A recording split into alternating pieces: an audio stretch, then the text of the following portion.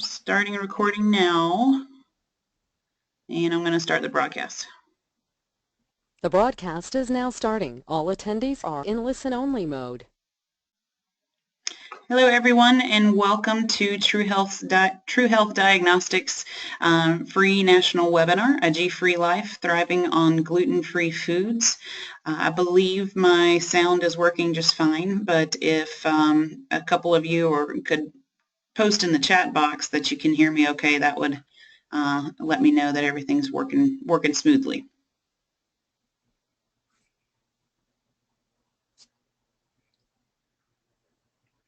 Okay, thank you very much. She says I can hear you fine. So after the presentation today, we'll address any questions that you have.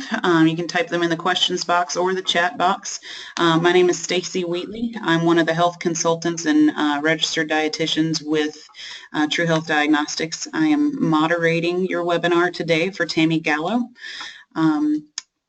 Any questions, you can type in the chat box or in the questions box, and we'll address them probably towards the end of the webinar today, just to make sure we get y'all all the excellent information Tammy has put into these slides for you, so we don't run over or run out of time.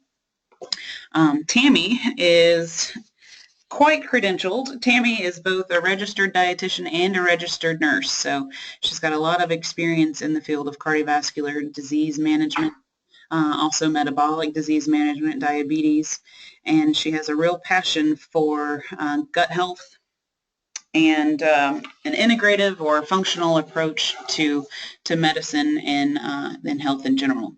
She fully believes in the interaction of body, mind, and spirit.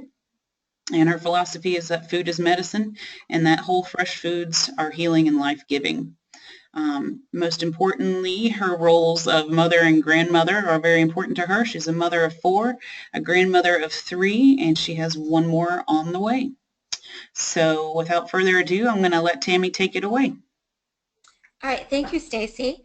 And I just want to thank you all so much for joining us today and taking time out of your very busy schedules to discuss the topic of gluten and exploring some of the potential health benefits of maybe moderating this particular compound in our diets.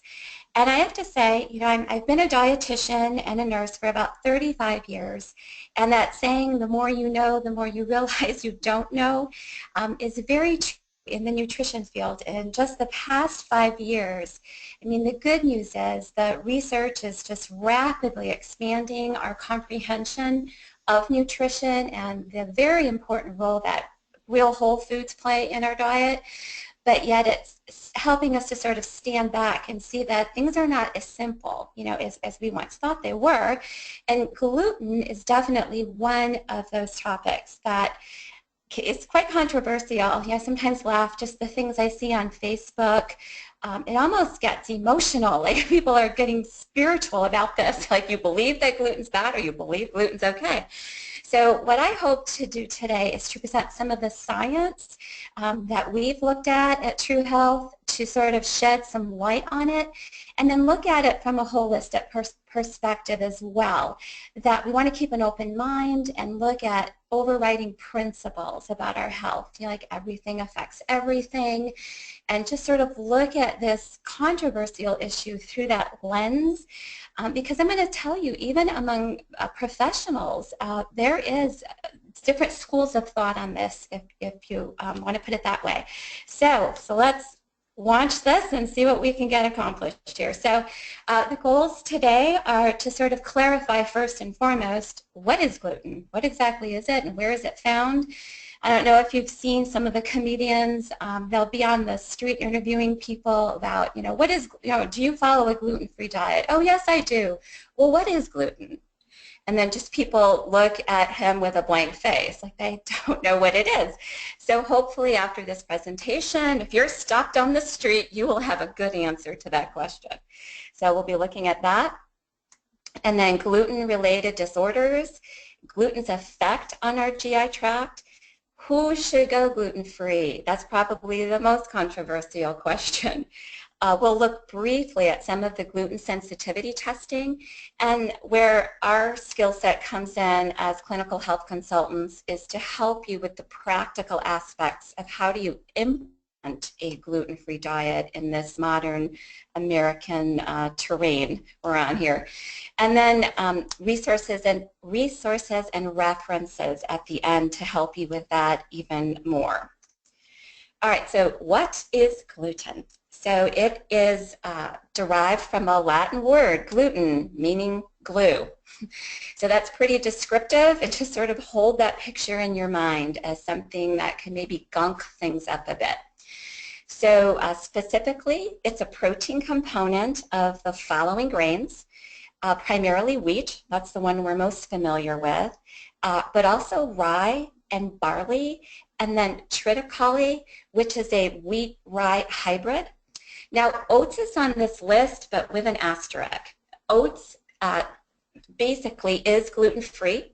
However, from field to processing in the plant, there's a lot of opportunities for this cross-contamination. So buy oats, but look for the ones that have that certified gluten-free label on the package. And that just means that they took extra care in the processing of those oats to avoid that cross-contamination. So functionally, this gluten protein gives elasticity to dough, helping it to rise and keep its shape, you know, yielding that chewy texture that we're familiar with. And if you want to kind of picture the pizza maker throwing the crust up in the air, you know, it's the gluten that gives it that elastic kind of Play-Doh almost feel to that dough. That's the gluten doing that. All right, so again, to help you be gluten detectives, there are many varieties and derivatives of wheat on the market, and I'll just run down the list quickly. There's wheat berries, there's bulgur, there's durum, emmer, semolina, spelt, seitan, which, by the way, seitan you'll see at a lot of health food restaurants as protein alternative for vegetarians, but in fact it's pretty much pure gluten, so we wouldn't really be pushing that as the healthiest item on the menu there. Farina, farro, gram, kamut, einkorn, and couscous. So these are all varieties and derivatives of wheat. If you're trying to follow a gluten-free diet, those you would want to avoid. All right, so what are the gluten-related disorders? So they fall into three major categories. Number one, the most known, celiac disease. Secondly, this new spectrum, if you will, of gluten disorders that are just now being more recognized. Go by a few different names. Gluten intolerance, also known as non-celiac gluten sensitivity. And then the third major category is a wheat allergy. So just to start back at the top. So in the beginning of the presentation, when I mentioned that gluten, it raises a lot of controversy, that's not true when it comes to celiac disease. That's sort of a closed, you know, case shut situation. If that is a genetic autoimmune disorder that is triggered by gluten, everyone agrees. The only mode of treatment for this is complete, entire, 100% avoidance of gluten forever.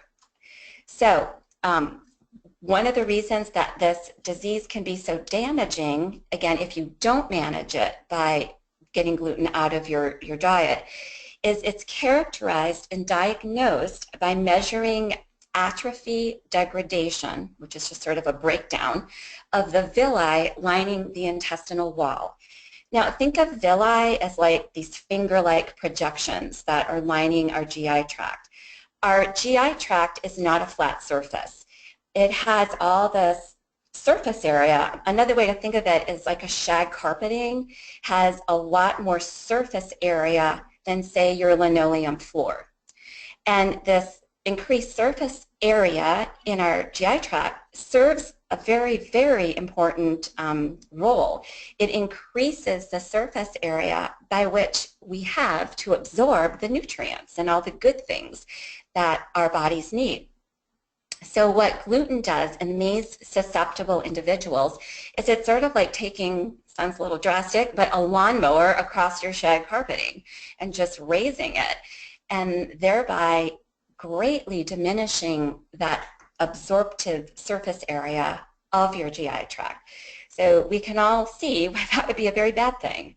And again, the gold standard to diagnose this is a small bowel biopsy, where they actually take a little biopsy of the GI tract and they look at it under a microscope, and they can very clearly see that the villi are shortened and sort of diminished. So that's how that's diagnosed, and that's sort of, like I said, a case closed, black and white, nobody questions that. Where we get a little more into those shades of gray, if you will, where some of the controversy might lie, is this spectrum, and it's a spectrum of disorders. Gluten intolerance, non-celiac gluten sensitivity. This is a non-allergic condition in which the consumption of gluten can lead to a, I'm going to stress, wide range of symptoms and complications that often go undiagnosed or misdiagnosed. And we're going to run through some list of those symptoms, and I'll be showing you a picture of the GI tract kind of further in, where I think it'll become a little clearer how when this gluten disrupts the GI tract, it can lead to a whole cascade of potential symptoms and problems in certain individuals. And then last but not least is a wheat allergy.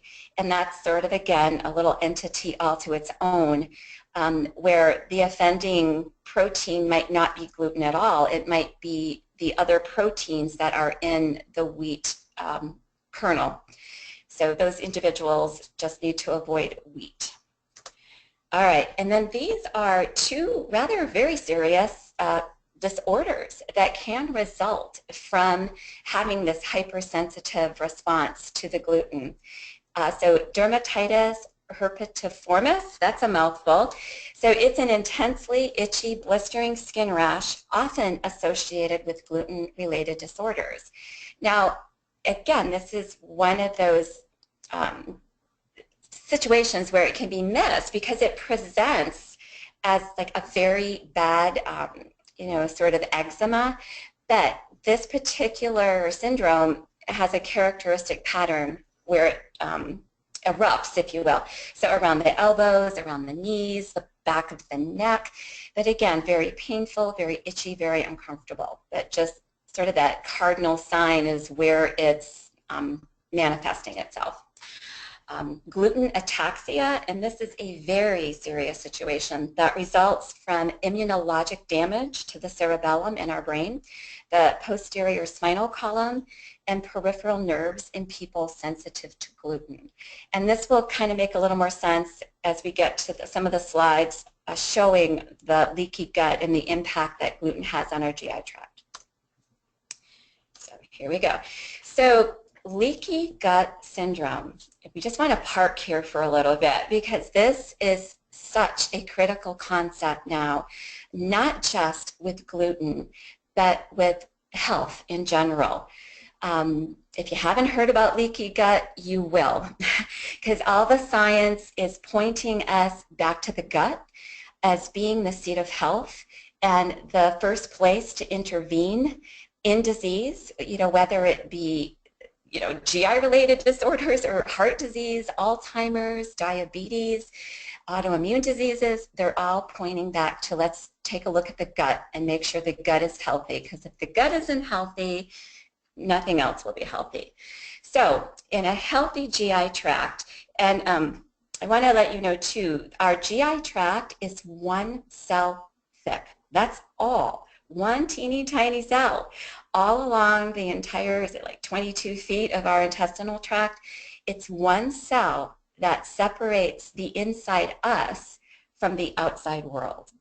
So keeping that in mind, we want to make certain that that one cell barrier is healthy and intact and doing its job, right? Because that's all that separates us from the bad things that should not be getting in. So one cell thick. And in between each of those cells are what we call tight junctions. Think of them for a minute as gates. They're sort of the gatekeepers. They open up, if it's healthy, only when they should to let the nutrients in, and they shut down, as they should, to keep out the bad things. So in a healthy GI tract, these tight junction gatekeepers are very astute and efficient at sort of identifying, you know, what's a friend, what's a foe, what should we let in, what should we keep out. So I'm just going to brag for a second. One of my sons went to West Point Military Academy, and if you've never been there, I recommend that as a trip. It's definitely causes us to be proud to be an American and see our heritage there. So, and things have not changed pretty much for 200 years in how they have done things, how they operate, and the integrity and the structure of that system. If you go there, there is the original huge stone wall that surrounds the entire complex, very high, very tightly guarded. If you want to get into West Point, you must go through the gate. And at that gate are many soldiers. They take your license. They do a background check on you. They search your car, okay? They are making certain that only people who are supposed to be inside are inside, and people that could pose a danger are, you know, duly arrested, right? So that's kind of how I want you to look at your GI tract. If it's doing its job, it's keeping us safe inside. So, all right, so zonulin now. It kind of sounds like some alien spaceship, but some very smart scientists discovered this protein in the year 2000. So again, relatively new discovery. And they discovered that this zonulin, it's a protein that causes the gates to open up. Now again, if we have just enough zonulin, it only opens the gates long enough and just enough to let in what should be in. But what we now see, that gluten prompts an exaggerated zonulin secretion, causing increased permeability of that gut lining, or leaky gut, what's been termed leaky gut. Now again, there's so much variation and so many things that play into an individual's response to the increased zonulin, and who can handle it, you know, better than others, and where these symptoms might be displayed when this increased permeability is occurring. But this is basically the thing that goes wrong, if you will, in the first place with those celiac-related diseases. All right, so you can imagine again, if those gates are open and not policing as they should be, all kinds of bad things can happen. So foreign particles like undigested proteins, toxins, harmful bacteria, yeast and fungi can now enter the bloodstream. And there goes the domino effect, okay? Inflammation, we now know, is the root cause of most chronic diseases, and this is where it starts. So malabsorption, and then the nutrient deficiency that would go along with malabsorption, which we can only, you know, again, just start listing all of the conditions that would come about when we're not getting the nutrients that we need. And another big category is autoimmunity. Certain autoimmune diseases like thyroid disease, rheumatoid arthritis, and lupus. And interestingly, we are seeing sort of this parallel increase with celiac-related disorders and autoimmune disorders. Different people are estimating, you know, like a 4-fold increase in both of these conditions from, you know, years gone by. So again, something to just give us pause to think about what could possibly be linking these two disorders on the rise. All right, so again, a picture's worth 1,000 words. So what you see to the left there is healthy intestinal cells. We've got nice strong villi, lots of good surface area. We have normal tight junctions. And again, those little red lines, think of those like the gates that will open up as they should and close when they should as well. To the right, we have leaky and inflamed GI tract where those gates are just not functioning at all. So again, letting in lots of foreign particles and compounds that should not be allowed in. And right beneath that single layer of those intestinal cells, you see us, our vascular system, our bloodstream.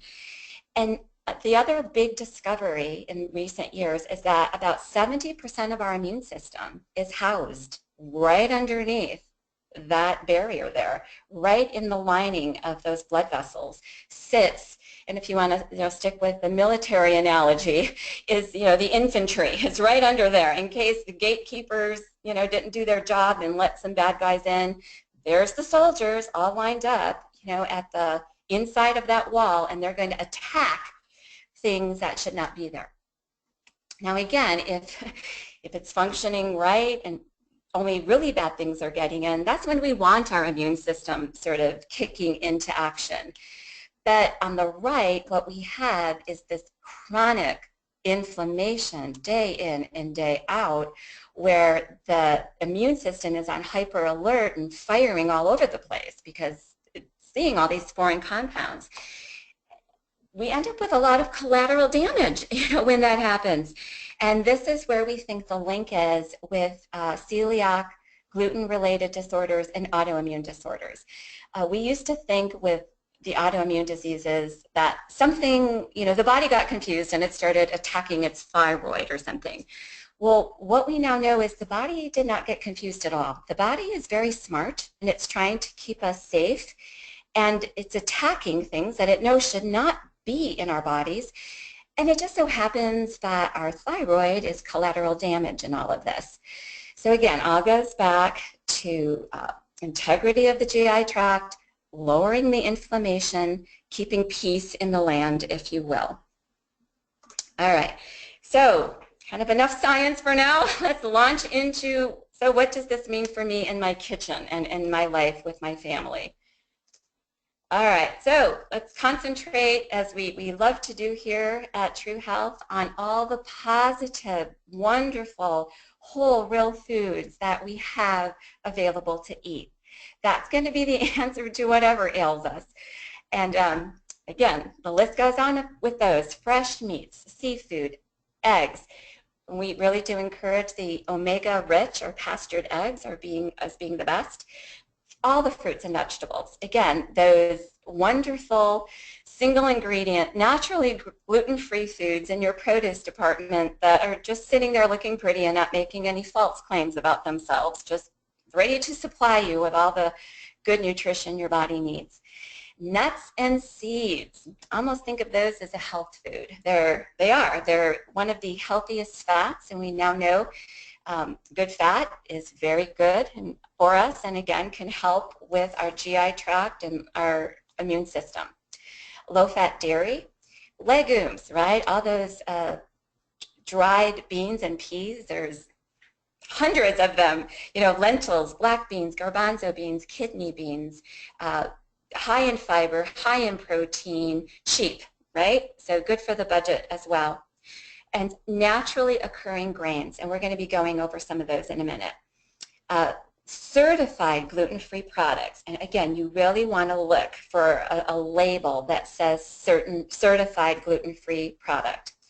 And avoid processed, refined, gluten-free grains and sugars. Gluten-free junk food is still junk food. And just as we would encourage you to limit the junk food, this is not a health food just because it's gluten-free. It's still high in refined sugars and things that aren't really good for us. All right. And except, that we'll have to do some more meal planning, grocery shopping, and cooking. But again, that's where our clinical health consultant department is here to help you, walk alongside you, and help you design a program that works for you and your family and your particular likes and dislikes as well.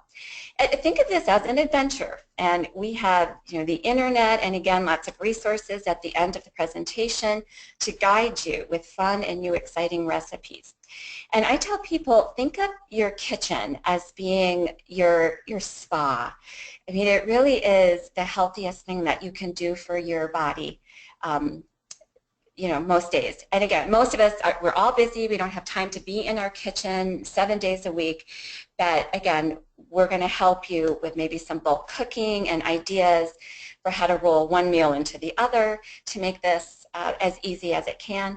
And involve the family. It's good to model for the family that we care enough about our health that we're going to spend time in the kitchen together preparing healthy foods, and what a wonderful legacy for your children. Again, I'm going to sound like a broken record here. Read ingredient lists, look for the certified gluten-free symbol, and you got to be your own detective and know how to look for those hidden sources of gluten.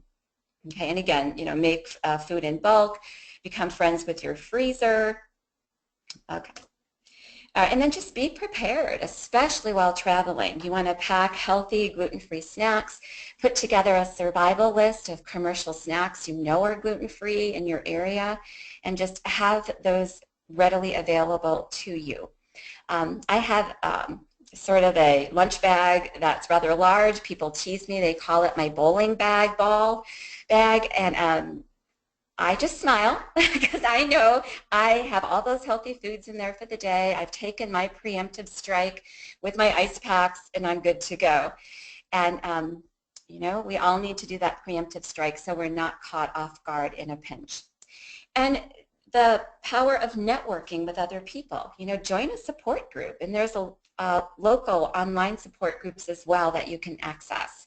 And again, just use that power of social media to leverage to your advantage. All right, and more ground rules. Certain supplements are recommended.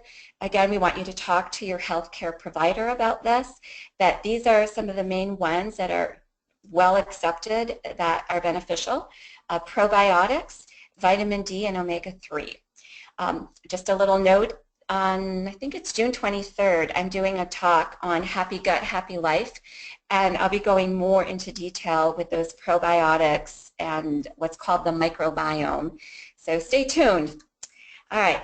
And just, realistically, when we're pulling foods out of our diet, especially ones that are high glycemic, like the foods that contain gluten, your wheats, your processed grains, you're going to have a little withdrawal from that because those high glycemic foods cause a huge rush of insulin, and they also affect our brain chemistry in ways that all of this drives us to crave those foods. Like the more we have, the more we want.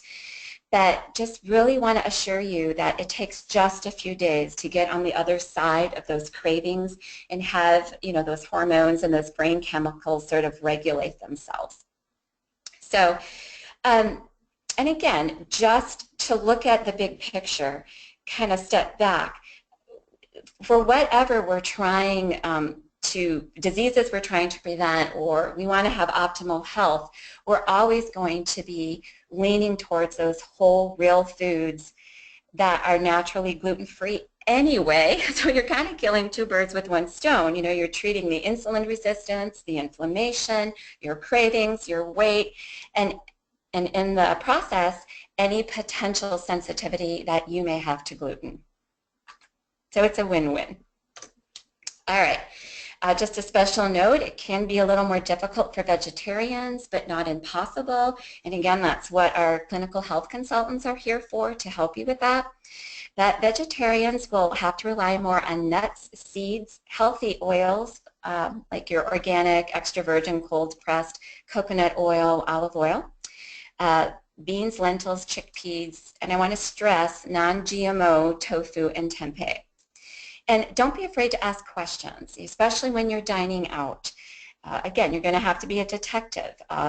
If it's a food product you like, you might have to pick up the phone and call the company and ask them some questions and get reassured that there's no gluten in those products. All right, tips and tricks. Again, this is a very good exhaustive list of some of the gluten-free grains and flours. So there's good news is with more awareness around gluten, these types of commodities are available at your basic grocery store, you know, Trader Joe's, Whole Foods, if any of you live near those stores, carry a good selection of these as well. I just want to make a note that the nut flours also have the benefit that they're very low in carbohydrates, so there's another win-win. Almond flour works very well in a lot of recipes, and it's delicious. And again, you're getting healthy fats, it's low carb, and it's gluten-free.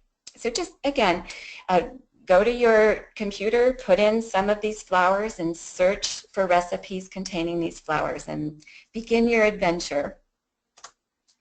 Okay, again, just want to review. These are the gluten-containing grains. Wheat and all of those derivatives that we mentioned. I won't go over those again, but there's the list for you. Barley, rye, triticale, and then oats. Special note there, if it's gluten or certified gluten-free oats, then you're good to go with those. But otherwise, treat them as if they do contain gluten.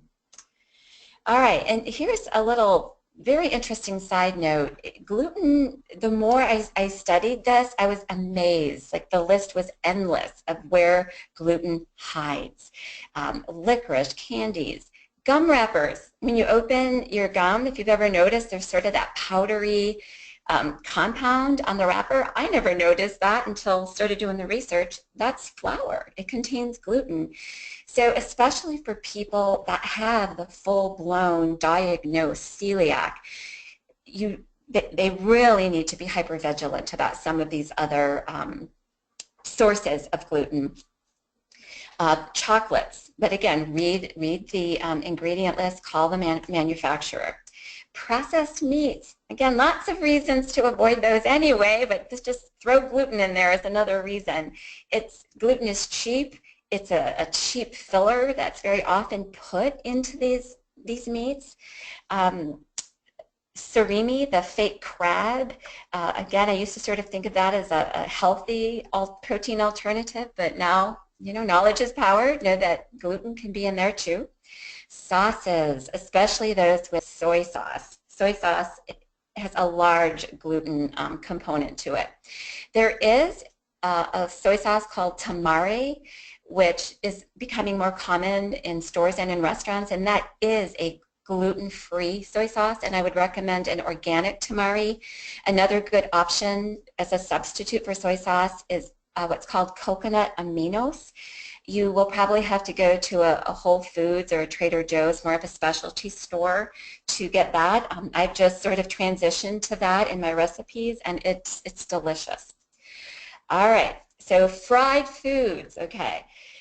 Again, the cross-contamination. Even, you know, if the breading, let's say, is a coconut flour and they're saying that this is a gluten-free food on the menu, if they are in fact frying that in the deep fat fryer where they just fried the chicken with the flour, you're going to have some cross-contamination. So again, we just want to encourage you, to empower you, ask a lot of questions. You know, be that person at the restaurant that asks a lot of questions. It's your money, it's your health. Don't be shy about that.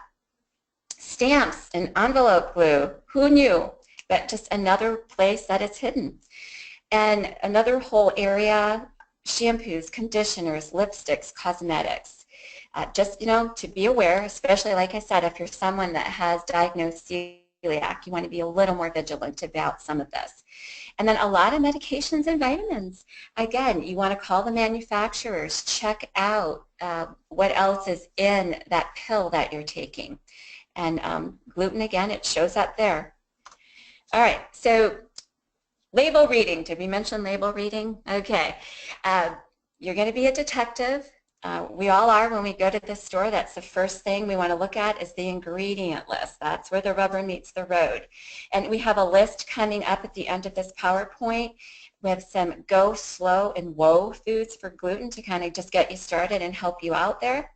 And just wanted to clarify, when you see that certified gluten-free label, what that means is that that manufacturer has certified that that product is gluten-free, meaning that the gluten content must not exceed 20 parts per million. So the FDA has put very strict guidelines on that. So you're pretty safe when you see that label on the product. Then again, just a general whole food rule that we teach all of our patients here at True Health. Read the ingredient list. If you can't pronounce it, you don't have any idea what it is, it's probably not a real food and you want to shy away from that. All right, so since 2004, the FDA as well instituted the food allergy labeling law, requiring that any product containing wheat or derived from wheat must say so on the label. So again, just trying to protect us as consumers. And more guidelines with the ingredient list. Kind of a rule of thumb is more than 5 ingredients. It's leaning a little more towards a processed food, but not necessarily. I mean, you can have something with lots of different nuts and seeds in it where there might be more ingredients, but you'll know if it's a real food in the ingredient or not. Another good kind of tip is, can you visualize the ingredients? Okay, do you know what that is? We can't visualize potassium sorbate, right? We don't know what that is. That's a good red flag, right, if you can't visualize it. All right, so again, that issue of cross-contamination, just kind of be on alert. High risk items are anything processed, frozen fruits and vegetables. You want to check that out. Bulk bins, I mean, we do encourage bulk bins from an earth-friendly, economical standpoint, but just be aware there's some risks there. Salad bars, again, you don't know if the person ahead of you took the fork to get the croutons for their salad and put it back where the cucumbers were. So just again, buyer beware and just be cautious going through salad bars. We already talked about deep fryers, restaurants, ask a lot of questions, call ahead when you're dining out. And then your own home, just be aware, cutting boards, toasters, utensils, peanut butter jars. If there's somebody in the family that really needs to be careful with their, gluten intake, and somebody takes the knife and gets the peanut butter, spreads it all over their bread, and then puts the knife back in the peanut butter jar, there could be, again, that potential for the cross-contamination. All right, so again, just more tips when you're dining out. Most restaurants, you can look at the menu ahead of time online and plan what you want. A lot of restaurants, thankfully now, offer gluten-free menus, so check that out. Again, I have a list at the end of this presentation on some gluten-free apps and websites. If you're going to call the restaurant, just someone who's worked as a server in restaurants, try to call ahead between like 2 and 4. That tends to be the downtime when they're really going to have some time to sit down with you and discuss the best options for you on their menu. An earlier meal, a good option too, when the kitchen is cleaner and staff is a little more attentive. And we mentioned the tamari and the coconut aminos as alternatives to the soy sauce. All right. Be aware, gluten-free is not low-calorie, low-carb, or necessarily healthy. So not only have gluten-related disorders become more prominent, but many people are choosing to adopt a gluten-free lifestyle for a variety of different health reasons. And don't you know, food manufacturers and companies are capitalizing on this. The new, as some people would call it, dietary trend. Excuse me for a minute.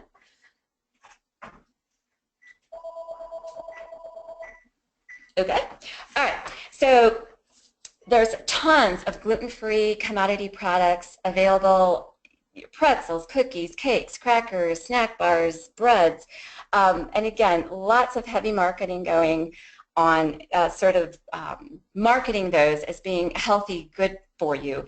I had to laugh because when I was doing my research, kind of looking for the websites for this presentation, all these pop-up ads were everywhere, and one of them was the Pillsbury Doughboy sort of pushing these gluten-free blueberry muffins sort of at you through the screen, like, here, eat these, they're healthy. And that really is the danger with all of this, that people will look at these foods and say, oh, it's gluten-free, it's good for me, it's a health food. It's like, no, the health food is the blueberry. That's what we want you to eat.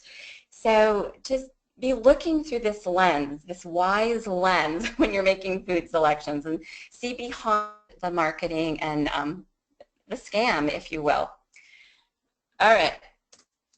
Okay, there you go. Don't be fooled, again, just over and over. You be the wise consumer.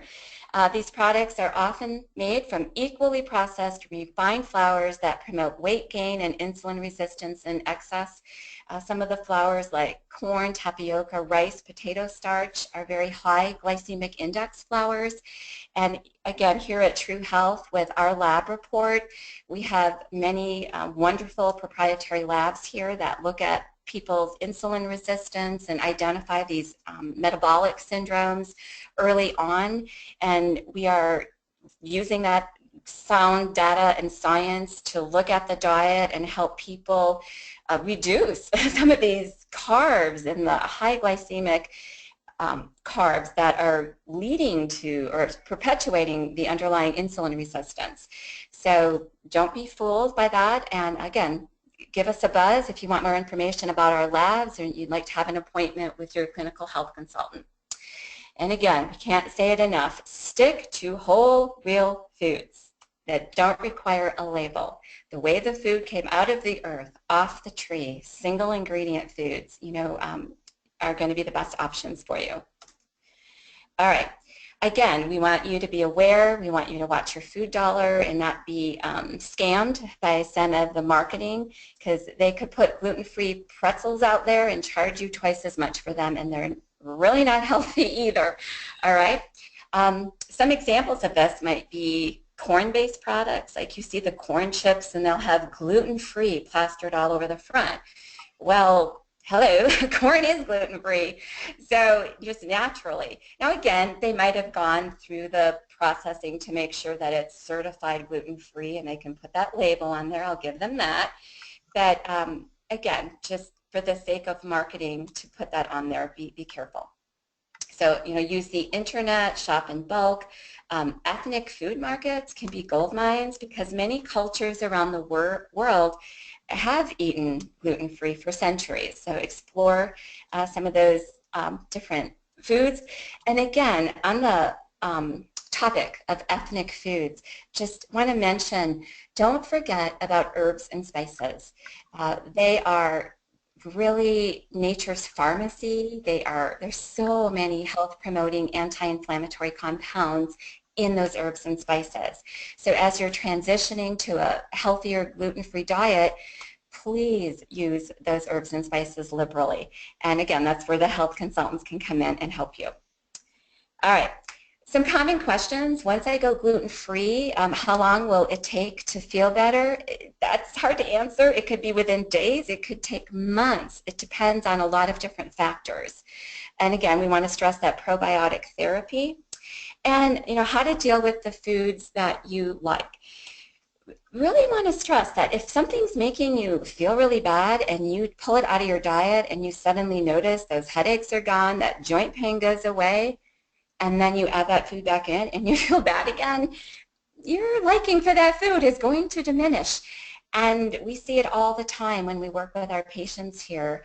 We can change our taste preferences, and over time you don't even like those foods that you thought you couldn't live without before.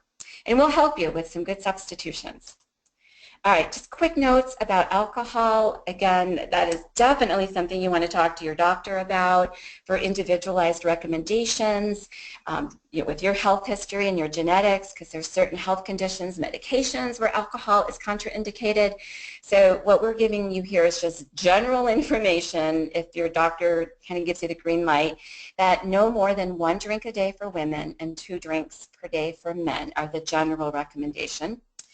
And there's just a list of some of the naturally gluten-free alcoholic beverages, and then some where you want to be careful that may contain. And again, mixers, right? Anything that has a long list of ingredients is going to be a rocky road, so be very, very careful with those mixers. They also can contain high fructose corn syrup, by the way. That's another webinar.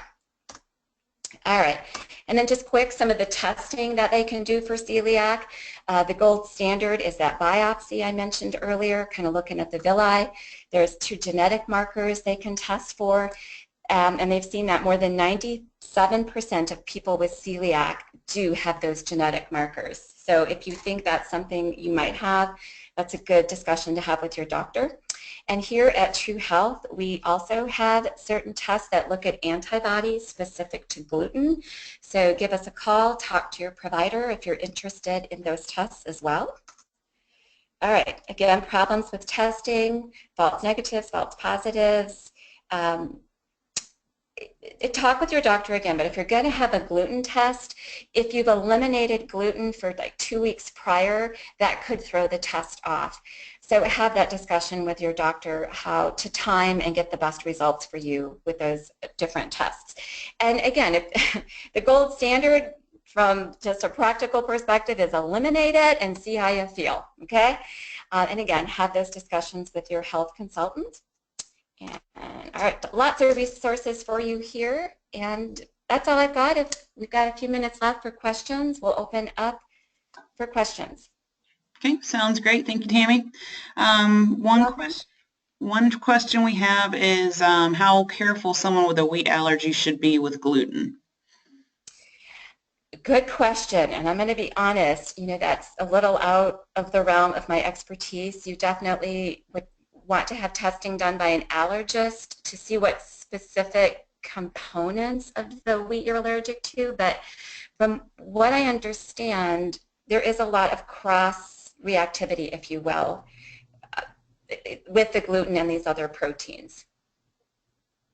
But further testing and medical advice for that one.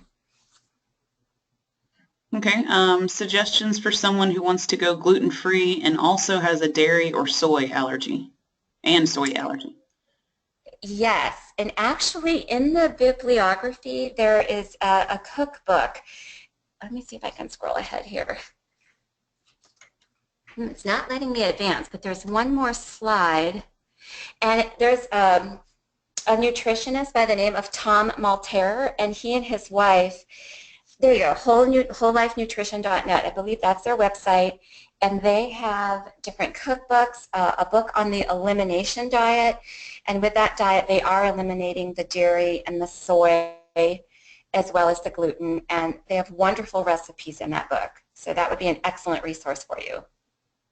Agreed. And Whole30 is dairy, soy, and gluten-free, correct? Yes. Thanks, Stacy. Yes, that one's good as well. I have a good website, good recipes, good cookbook. I'll add that for the evening presentation. So Whole30, Google that one. All right, I seem to be wheat sensitive and dairy sensitive, not diagnosed, having reactions at different times. How do I control that? Okay. Again, please call us so we can have an individual conversation with you and help sort through some of the triggers and the timing of it all. Keeping a good food diary with a diary of your symptoms to see if we can correlate things. And again, everyone is individual. The GI tract recreates itself, if you will, over about a 21-day period, and that's why you know, the different elimination diets tend to say at least 3 weeks, because that's the minimum to sort of let the gut heal and rest, and then see if you can slowly add in some of those things one at a time. So if you think dairy is an issue, you would only add small amounts of dairy in, and again, like, monitor your symptoms.